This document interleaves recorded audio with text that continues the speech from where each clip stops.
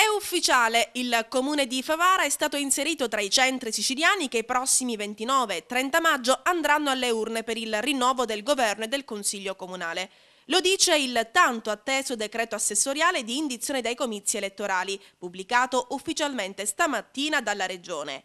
I tempi tecnici di trasmissione degli atti al Palazzo di Governo palermitano quindi sono stati rispettati dai dipartimenti e partito l'ok. Ricordiamo che il presidente Raffaele Lombardo e l'assessore alle autonomie locali Caterina Chinnici avevano già dato il benestare, l'unico fattore che poteva portare la città dell'Agnello Pasquale a poter essere esclusa dalle consultazioni elettorali del prossimo maggio era l'intoppo burocratico, cosa che è stato scongiurato. Adesso quindi la città di Favara verrà commissariata per un mese e mezzo, periodo questo che ci separa dalle elezioni. Il Consiglio Comunale invece si scioglierà il prossimo 14 aprile, e cioè tra 9 giorni.